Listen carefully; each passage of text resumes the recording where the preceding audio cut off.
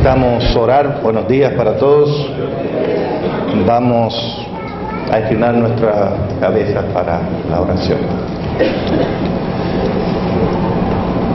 Nuestro querido Padre y nuestro buen Dios,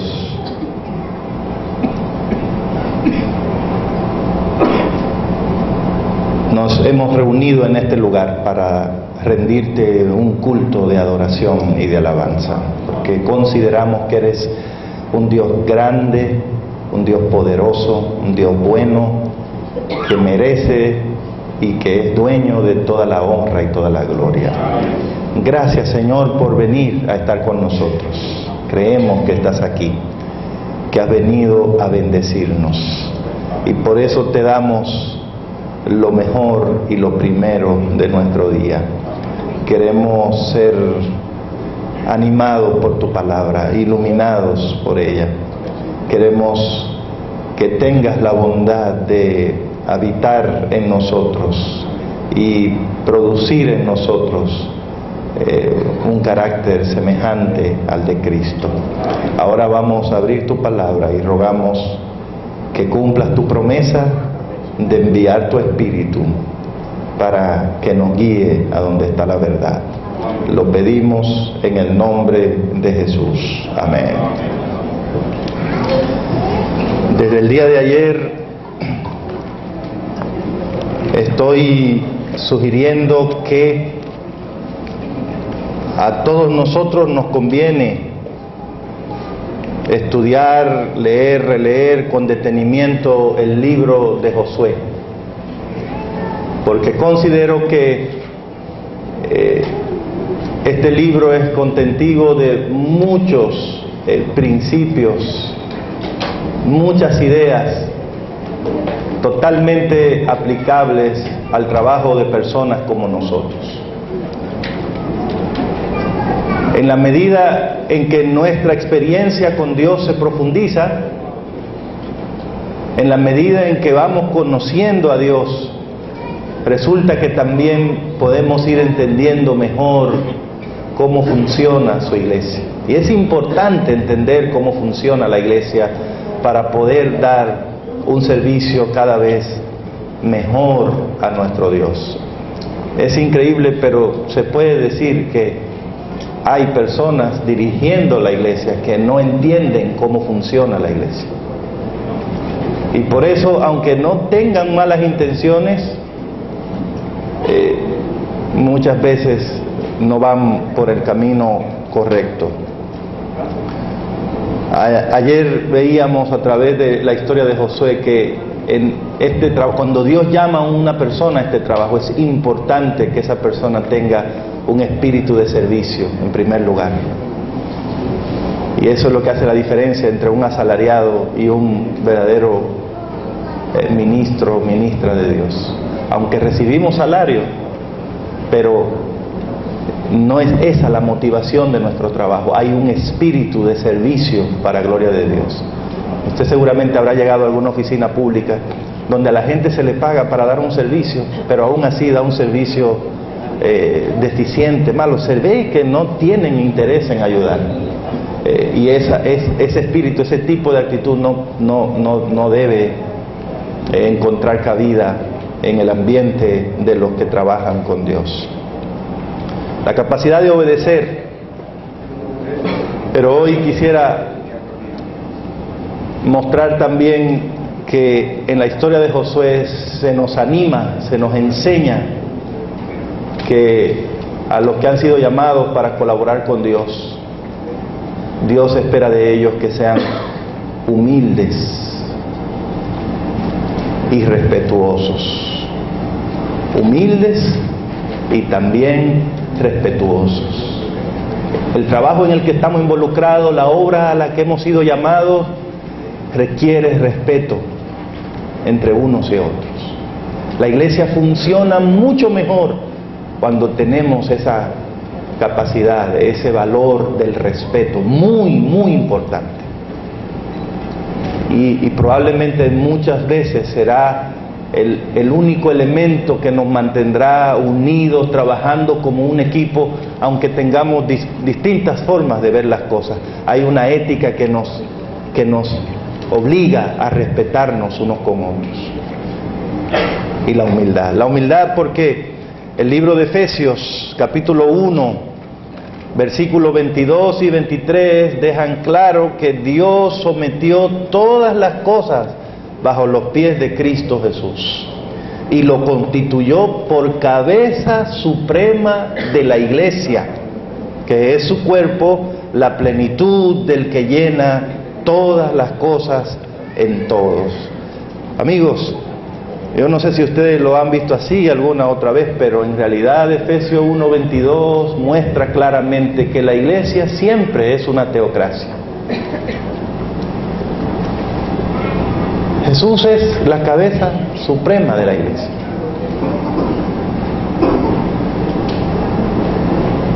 Esto no es una democracia aquí para averiguar qué piensa usted, cómo le parece, qué dice. Hay un montón de cosas en las que podemos opinar y todo, pero en cuanto a lo que la iglesia debe ser, en lo que la iglesia tiene que hacer y en muchos de los planes que Dios quiere que su iglesia siga, Cristo manda, Cristo da las órdenes.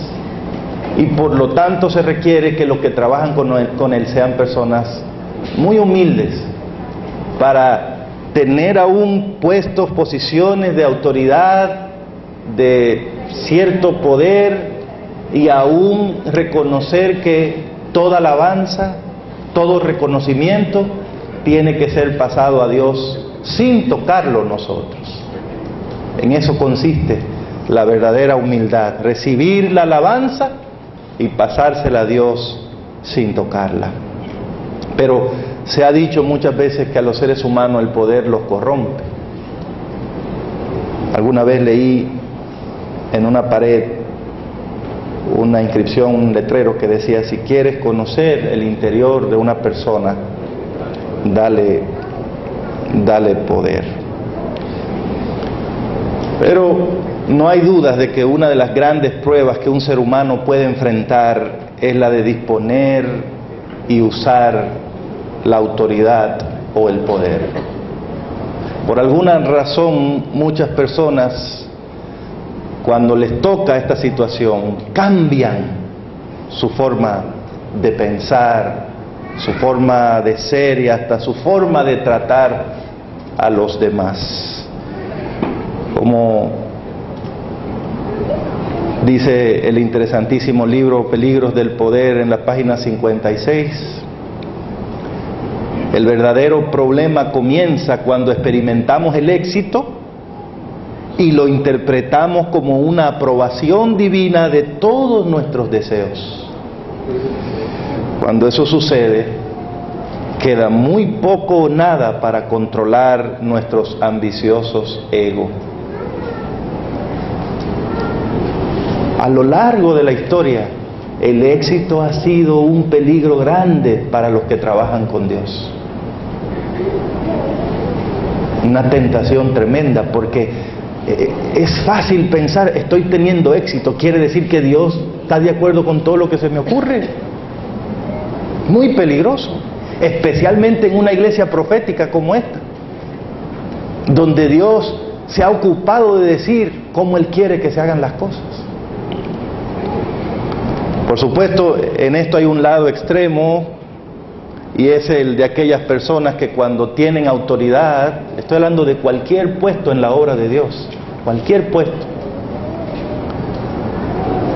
se aíslan, se vuelven autoritarios y hasta crueles. En el ámbito secular, más de uno que prometió un montón de cosas, cuando estaba tratando de conseguir el poder, hizo todo lo opuesto una vez que lo consiguió. El poder puede cambiar a las personas. Yo creo que aquí todos sabemos, recordamos cómo ese poder cambió dramáticamente a un hombre como Saúl, quien al principio aparece en la Biblia como un hombre simpático, como un hombre agradable, altísimo, elegante y sin embargo sumamente humilde. Reconocía que venía de una familia humilde, de un lugar muy humilde también, y él mismo pensaba que no debía ser el rey. De hecho, el día de la coronación todavía andaba escondiéndose.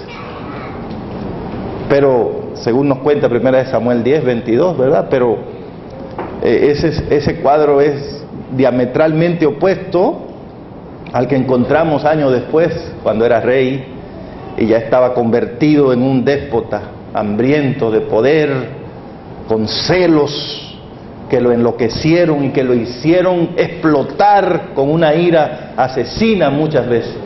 Usted dirá, ¿qué cambió a un muchacho así tan humilde en un hombre tan peligroso? El poder. Usted mira todo lo que hizo Saúl, aferrado al poder, temeroso de perder el poder. Pero en el caso de Josué, y estas son las cosas que me parece que podemos encontrar en este libro para beneficio de nosotros. En el caso de Josué, es interesante notar que aunque Josué era un militar de carrera, un hombre acostumbrado a dar órdenes, un hombre que además sirvió muchos años bajo el liderazgo de otro líder como Moisés, y un hombre que cuando Dios lo llamó a ser el líder de Israel, le tocó enfrentar una tarea que tenía mucho apego a la autoridad. Josué le tocó dirigir la conquista física de la tierra de Canaán, lo que implicaba dirigir un montón de guerras, y posteriormente tenía que distribuir la tierra entre las tribus. Trabajos para un hombre de autoridad, para un hombre de decisión, para un hombre que no le temblara el pulso a la hora de tomar decisiones. Sin embargo, este hombre conservó una humildad tremenda y un reconocimiento de que la autoridad que tenía le había sido dada por uno superior a él. Y esto podemos verlo desde que Josué comienza su trabajo como líder del pueblo de Israel, siervo de Jehová, ya que en sus primeros preparativos y en sus primeras órdenes se destacan dos cosas muy importantes que quiero mencionar esta mañana delante de ustedes. Número uno, Josué mostró un liderazgo que constantemente refería a las personas hacia Dios. Otra vez, desde que comenzó su trabajo al frente de Israel, Josué, y puede decirse hasta que terminó llegando a los 110 años, Josué siempre tuvo un liderazgo que refería a las personas hacia Dios. Trataba de que las personas miraran, se dieran cuenta que aunque él estaba enfrente, todo lo que se estaba haciendo tenía que ver con Dios, no con él, venía de Dios. Una de las cosas que me dice eso en Josué es que como el trabajo de él era meter al pueblo de Israel en la Canaán terrenal, usted va a encontrar en el libro de Josué que constantemente, en todo momento, Josué atribuye la conquista de la tierra de Canaán a Jehová. Versículo 11 del capítulo 1: pasad por el campamento, le dijo a los ancianos, y díganle al pueblo, consigan comida, porque dentro de 3 días Jehová les entregará la tierra. En el verso 15 usted va a encontrar que hablando con las 2 tribus y media que quedaron del otro lado del Jordán, les dijo también en el verso 13, acordado de lo que mandó Moisés, siervo del Señor, el Señor vuestro Dios os ha dado reposo y os ha dado esta tierra. En el verso 15 también vuelve a decir, el Señor ha dado esta tierra a ustedes. A mí me llama la atención, en la primera orden de Moisés fue, dile a la gente que consiga comida, en 3 días el Señor nos va a dar la tierra. ¿Por qué llama la atención esto? Porque es natural que un líder que comienza su trabajo desee ser percibido como alguien eficiente. Eso es lo más normal. Bueno, me dieron esta cosa, voy a hacer algo. ¿Qué hago? ¿Qué invento? Que la gente vea que yo sé hacer esto. Es normal que el líder desee que su gente vea que él toma buenas decisiones y que ellos salen beneficiados por eso. Todo nuevo dirigente anda buscando oportunidades para demostrar que él tiene la capacidad de resolver situaciones. Así que si un líder identifica algo que puede ser, que tenga muchas posibilidades de funcionar bien, seguramente tratará de realizarlo y de lograr que la gente identifique eso con él, con su liderazgo. Es normal, es natural. Pero Josué no parece tan preocupado por su propio éxito como lo está por cumplirle a su Dios. En ningún momento Josué habla de un plan estratégico que él diseñó, de unos asuntos que yo me sé, que ahora sí lo voy a aplicar, que cuando yo estaba allá en Egipto yo aprendí una cosa y ustedes van a ver cómo esto funciona y que yo sí sé cómo se pasa para el otro lado. En ningún momento Josué trató de mostrar que lo que iba a ocurrir era porque él reunió una comisión y entonces ahora sí. Para él, la conquista es algo tan simple como un regalo que se recibe. Así que su única orden fue, busquen comida, en 3 días el Señor nos va a meter ahí. ¡Qué maravilla! ¡Qué humildad! Es una declaración de humildad, pero también de confianza absoluta en Dios.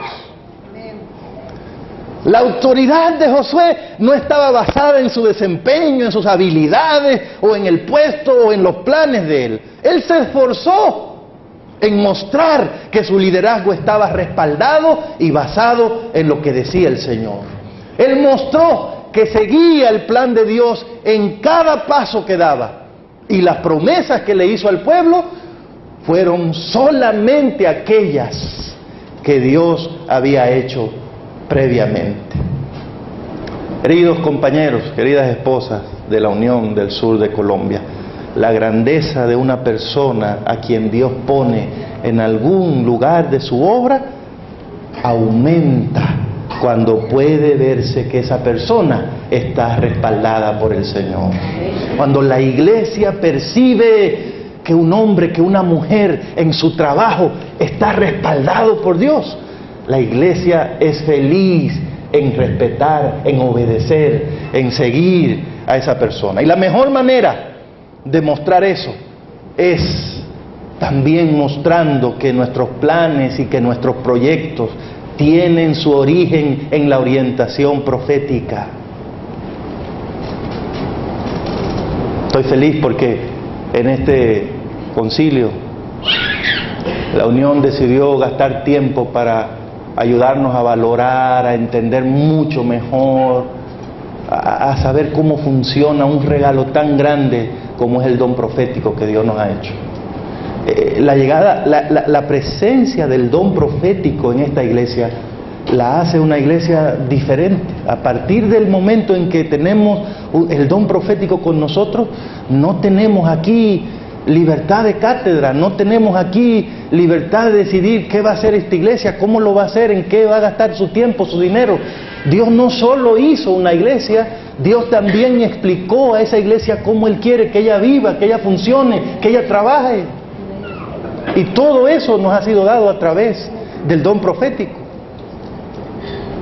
Esa humildad tiene que ser mostrada teniendo un liderazgo que constantemente haga que las personas miren a Dios y no a nosotros, hablando de las promesas divinas en lugar de andar prometiendo en nuestro propio nombre, mostrando confianza en lo que Dios ha dicho, Así la gente verá que la valentía de nosotros está basada en la fe que tenemos en Dios y que no estamos usando la oportunidad de servir para proyectar nuestra propia persona o llevar a cabo una agenda particular.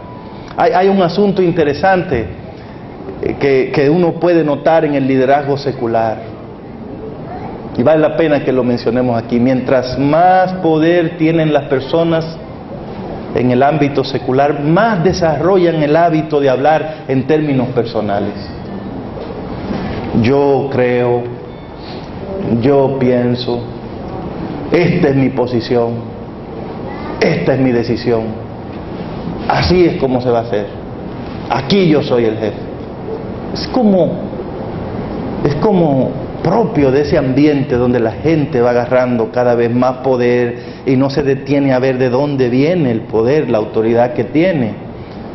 Pero en el caso de las personas que sirven a Dios en puestos de autoridad, cualquiera que sea, si entienden bien el plan de Dios, cada vez menos quieren hablar de ellos.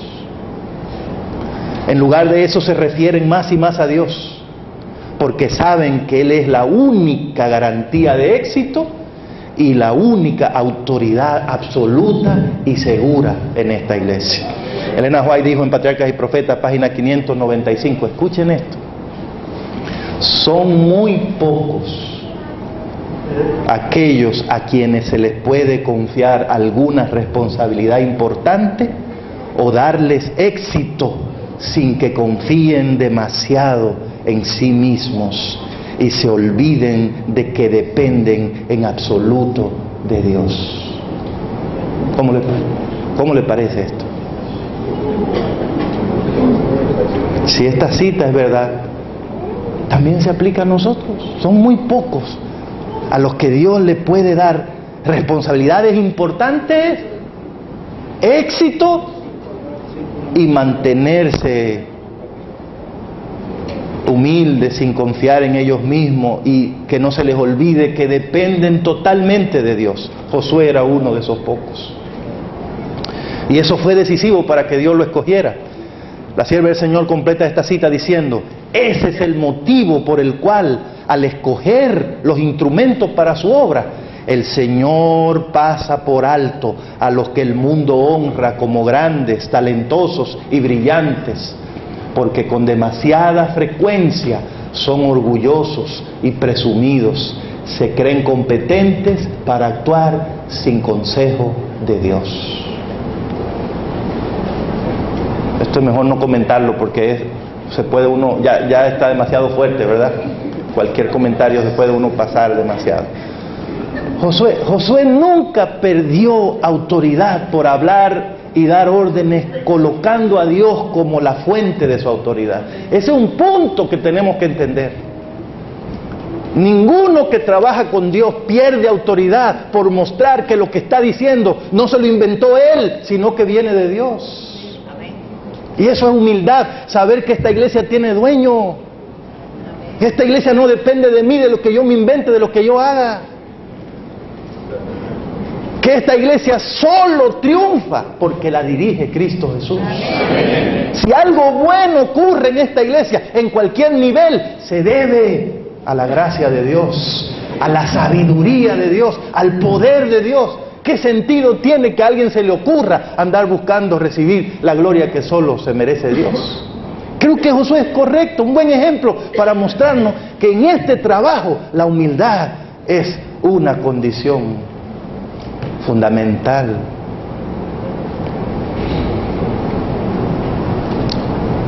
Yo diría que en el caso de Josué, más bien mostrar que lo que estaba haciendo venía de Dios acrecentó el respeto y la confianza del pueblo en él y en las órdenes que daba. De hecho, el pueblo le había dicho en el versículo 17 del capítulo 1, nosotros te vamos a obedecer, nosotros vamos a hacer contigo como fuimos con Moisés. Lo único que queremos es ver que Dios está contigo también como estuvo con Moisés.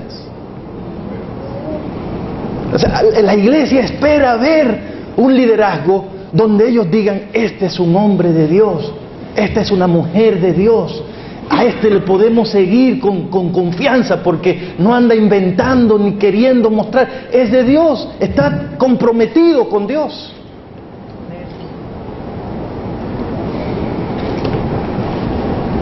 Aquí sin duda vemos otro cuadro de Lucas 18:14. El que se humilla le va bien. En esta iglesia funciona así. Si usted se esconde en Dios, entonces es cuando más se nota.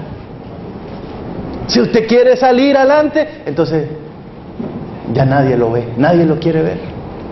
Porque esta iglesia tiene uno más hermoso, más poderoso y más sabio que todos nosotros, es Cristo Jesús. Segundo lugar, la otra cosa que me parece interesantísima en la experiencia de Josué y que muestra cómo este no era solo un militar que se levantaba todos los días con la espada preguntando a quién matamos hoy, no, era un hombre espiritual, era un hombre interesante de estudiar. La segunda cosa que miro en su experiencia es que Josué, y atención queridos pastores, especialmente pastores jóvenes en el ministerio, Josué siempre, escuchen bien y lean el libro completo y les pido, léanlo nada más preguntándose esto. Josué siempre se refirió a Moisés con respeto, con reconocimiento y hasta con veneración. De lo que estoy hablando es de Moisés, el hombre a quien él sustituyó. Josué no tenía ese complejo de que, hermanos, aquí ya se acabó el ya, ni me mencionen ya eso.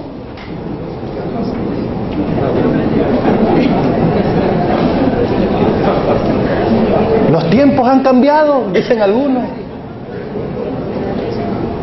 Ustedes saben, no, la mayoría de las campañas que se hacen allá afuera por el poder, lo que prometen es cambios, cambio. Sí se puede, ahora es, ha llegado la hora. Aquí, en este ambiente, trabajando con Dios, no funciona eso. Y les voy a mostrar.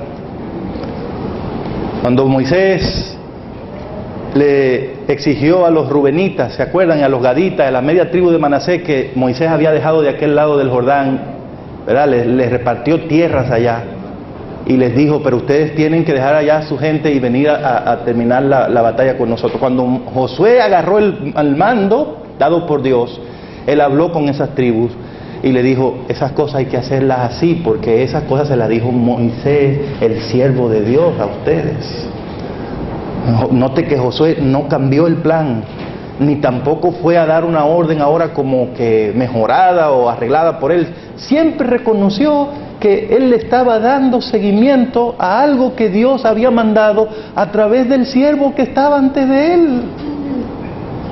Esto debería llamarnos la atención porque es muy significativo que Josué muestra que su visión del liderazgo consiste en verlo como un continuo de colaboración en el que los líderes no son el centro de atención, sino siempre Dios.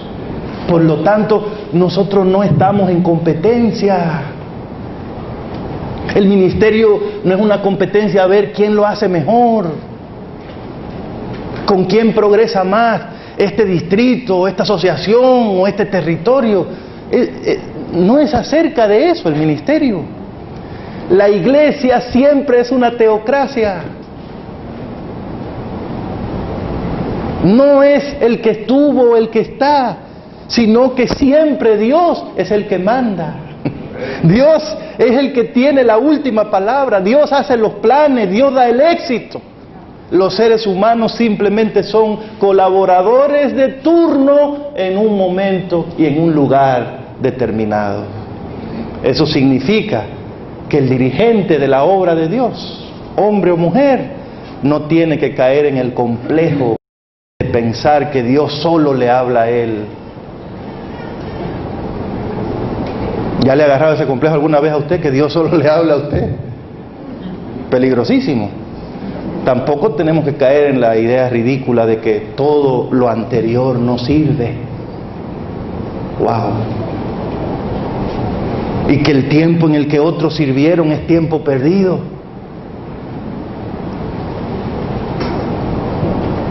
Si nosotros creemos que en lugar de estar guiando a una persona, Dios está guiando a su pueblo hacia la salvación, entonces deberíamos también aceptar que cuando Dios llama a una persona para servir como líder en su obra, eso no lo hace superior a nadie.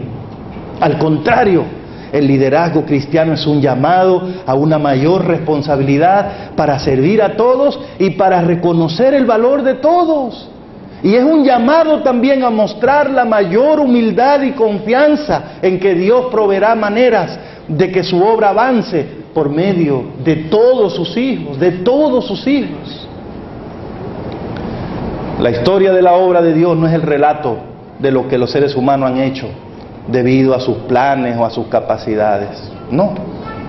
La historia es el relato de lo que Dios ha hecho a través de las personas que Él ha llamado en cualquier momento y en cualquier circunstancia. Por eso, un buen líder cristiano muestra respeto por el legado del pasado y por los líderes que Dios usó y lo que ellos hicieron creyendo que era lo mejor.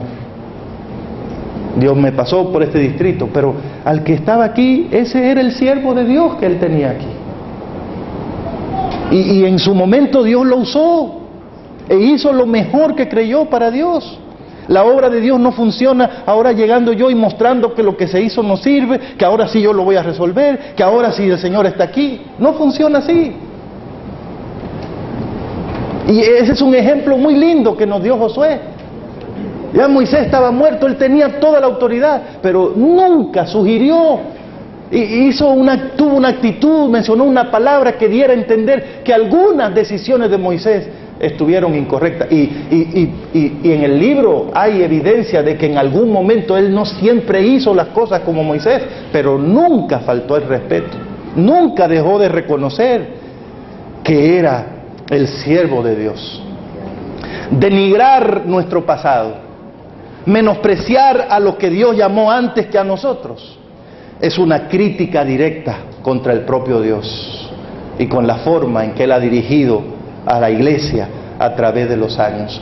En Patriarcas y Profetas 5:9-9, la sierva del Señor dice que cuando apreciamos las misericordias del Señor, eso nos inducirá a apreciar a aquellos que han sido empleados como instrumentos para beneficiar a su pueblo.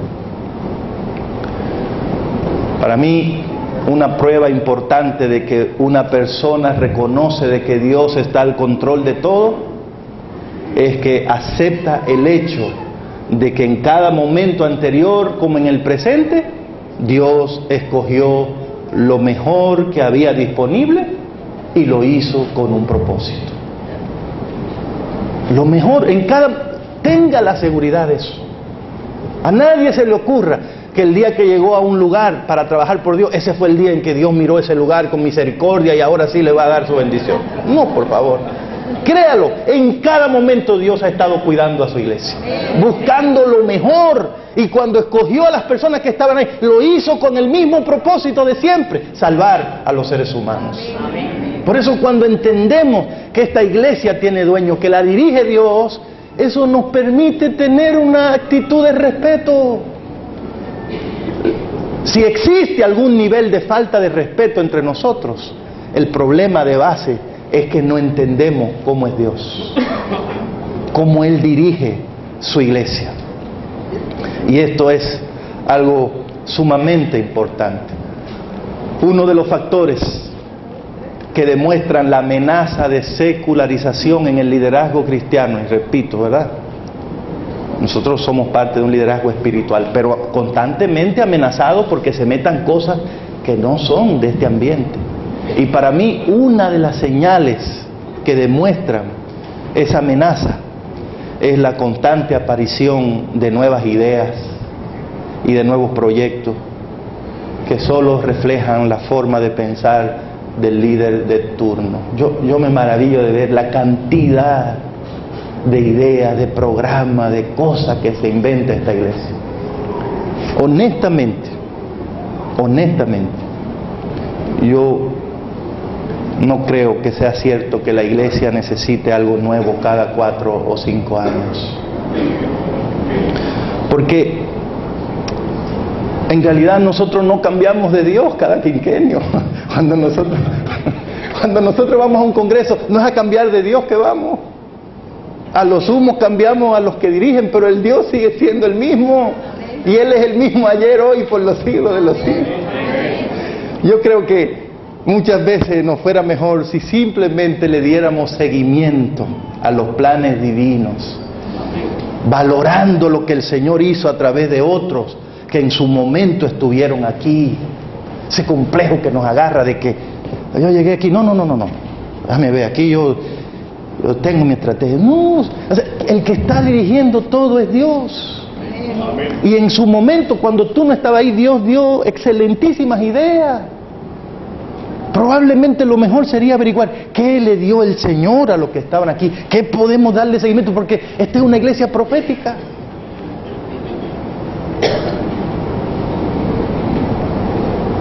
Imagínese lo que pasaría si todo dirigente quisiera tomarle la iglesia a Dios para hacer realidad sus propios sueños y sus propios anhelos. Nuestra iglesia es profética, pastores, y esto implica que ya la historia de esta iglesia está escrita por Dios de principio a fin. Amén. El triunfo de esta iglesia ya está asegurado en Cristo Jesús. No eres tú, no soy yo, que tiene un plan de que un día le va a dar. Ya eso, éxito no es de lo que estamos hablando.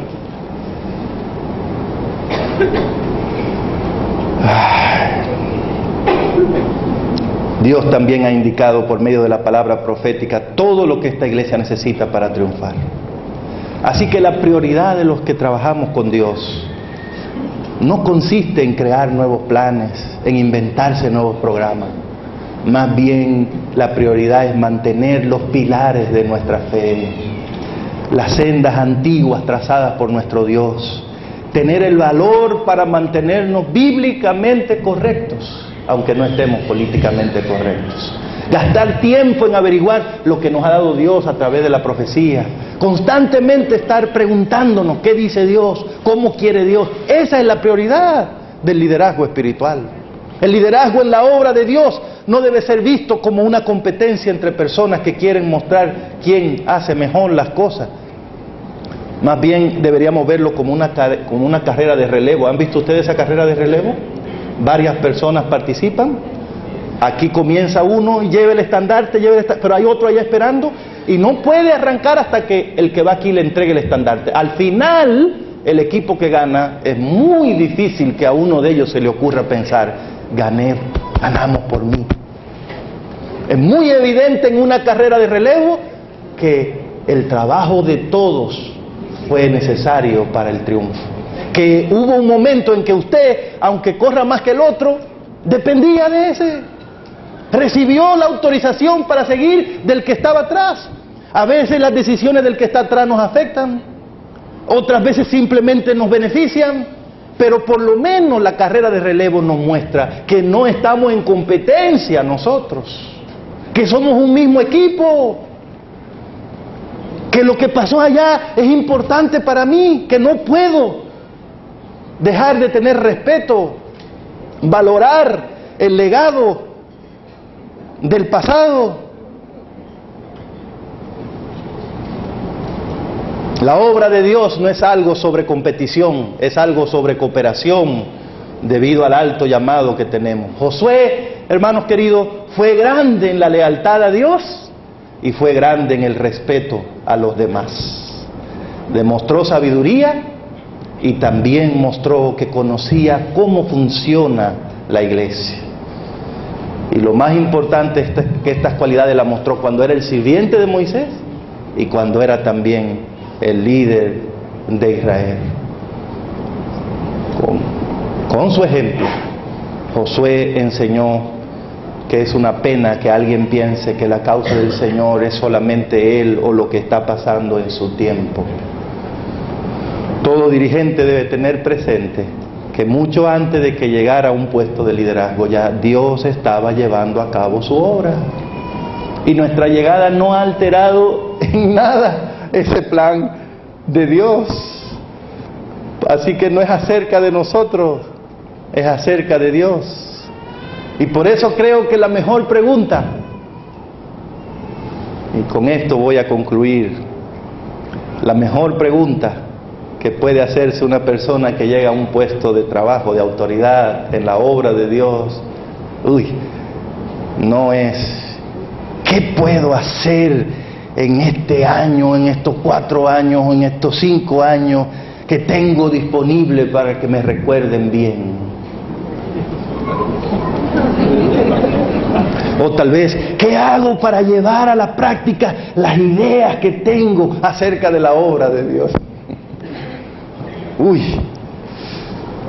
Cuando alguien se hace esa pregunta, espera el golpe que viene.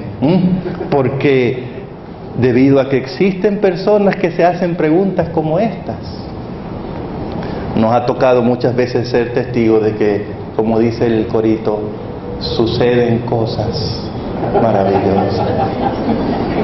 Suceden cosas maravillosas. Seguramente las siguientes preguntas nos acercarían más al liderazgo modelado por Josué. ¿Qué planes ha dado Dios a su iglesia? ¿Cómo puedo ponerlo en práctica? ¿Qué espera Dios de mí en el tiempo en que esté aquí? Queridos pastores, que el Señor nos ayude a entender que el liderazgo cristiano es ante todo un llamado a la humildad y a la autonegación para reconocer que todo depende de Dios. Que Dios nos ayude a entender que la verdadera humildad de un líder se comprueba al mirar de dónde saca sus planes y en dónde sustenta su autoridad. No olvidemos que cuando Dios llama a un hombre para ser líder de su iglesia, no lo llama a darle el éxito a la iglesia, simplemente lo llama para cumplir una misión en un tiempo y en un lugar determinado.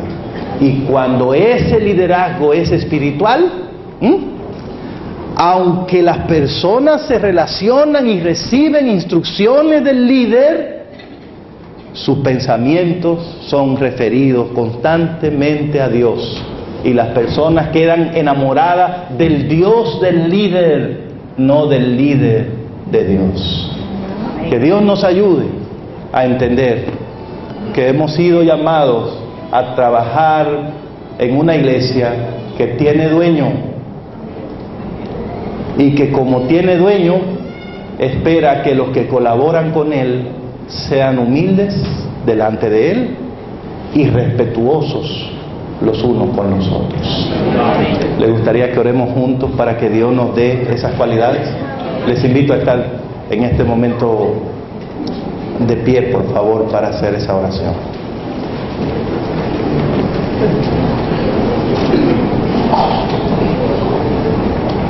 Querido y bondadoso Padre, en la medida en que vamos recibiendo parte de esa revelación que has hecho de ti mismo en tu palabra, nos damos cuenta cuán grande es tu gloria, cuán grandes son las cosas tuyas y cuán grande es el privilegio que nos has dado de ser parte de todo esto. Al mirar, Señor, tu poder, tu santidad, tu autoridad absoluta, incorruptible, nos damos cuenta que hemos sido introducidos a un camino que requiere mucha humildad. Enséñanos a ser humildes, Señor. Enséñanos a saber de dónde viene el poder, de dónde viene la sabiduría. Enséñanos a callar muchas veces. Enséñanos a oírte. Enséñanos el valor de hacer solo lo que tú dices. Líbranos de actitudes que muestren orgullo, prepotencia. Líbranos, Señor, de eso. Líbranos de que el éxito que tú nos das nos haga creer que se debe a nosotros o que ya no necesitamos depender absolutamente de ti. Y oh Padre, los pastores, las esposas del sur de Colombia, nos unimos en oración para pedirte que nuestro cuerpo ministerial sea adornado por el perfume del respeto entre unos y otros en Cristo Jesús. Que nos valoremos unos a otros, que cooperemos unos con otros para que no dañemos tu causa. Que valoremos la forma como tú has dirigido esta iglesia, no solo en este momento, pero siempre.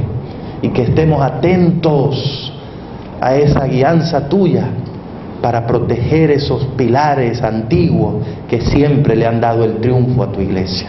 Te amamos, Señor, y te damos gracias por todo esto, en el nombre de Jesús. Amén.